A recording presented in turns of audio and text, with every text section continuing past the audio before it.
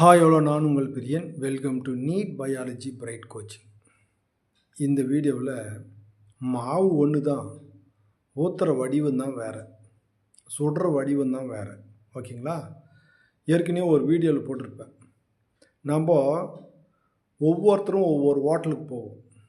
ஒவ்வொருத்தரும் ஒவ்வொரு ஹோட்டலுக்கு பிடிச்சி போவோம்.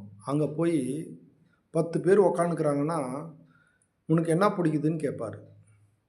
எனக்கு தோசை பிடிக்குன்னு சொல்லுவாங்க. எதிரில் இருக்கிற டேபிளில் ஒருத்தர் என்ன பண்ணுவார்னா எனக்கு இட்லி பிடிக்குன்னு சொல்லுவார். அதுக்கு பக்கத்தில் இருக்கக்கூடிய டேபிளில் போய் பார்த்தீங்கன்னா எனக்கு செட் தோசை கொடுங்கன்னுவார். பக்கத்தில் இருக்கக்கூடிய டேபிளில் ரவா தோசை கொடுங்கன்னுவார். இன்னொருத்தர் ஆனியன் தோசை கொடுங்கன்னுவார். நல்லா பாருங்கள், இது எல்லாத்தையும் எதில் செய்கிறாங்க? மாவில் தான் செய்கிறாங்க, இல்லைங்களா? அதே மாதிரி தாங்க நிறைய பேர் நீட் கொஷின் ரொம்ப டப்புன்றீங்க இல்லையா? நான் ஏற்கனவே சொன்ன மாதிரி ஹோட்டலில் ஒரே மாவு தாங்க. மாவில் வெங்காயத்தை கலக்கிறான், அது ஆனியன் தோசை.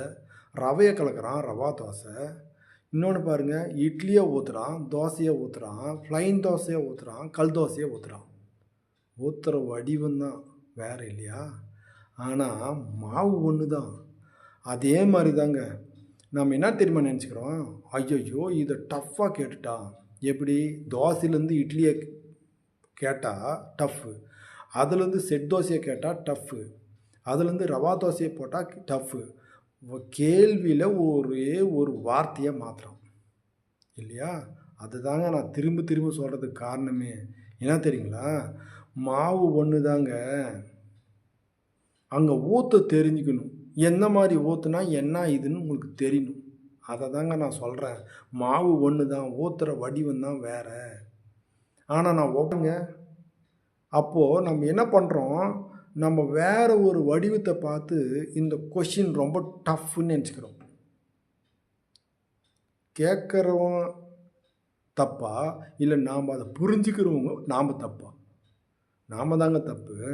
மாவு ஒன்று தாங்க. எப்படி ஊற்றுறாங்க, என்ன சேர்த்துறாங்கன்னு தெரிஞ்சுக்கினா போகுது, அவ்வளோதான். நீட் கொஷினும் அப்படி தான். அவன் 100 கொஷின் இல்லாமல் 101வது கொஷின் கூட கேட்கட்டுமே, அவன் அந்த மாவில் தான் கேட்க போகிறான், அந்த மாவில் தான் ஊற்ற போகிறான். நீங்கள் சிலபஸ் அதே சிலபஸ் தான், அதே டாபிக் தான், அதில் தான் கேட்க போகிறான். இப்போது ஒரு கொஷின் கேட்டான்னா அந்த கொஷினை வேறு ஒரு வடிவத்தில் கேட்க போகிறான், அவ்வளோதான். மாற்ற மாட்டான். அதுதான் மை டியர் நீட் ஸ்டூடெண்ட்ஸ், நீங்கள் கொஷினை எழுதாதீங்க, சால்வ் பண்ணி பாருங்கண்ணா. அந்த மாதிரி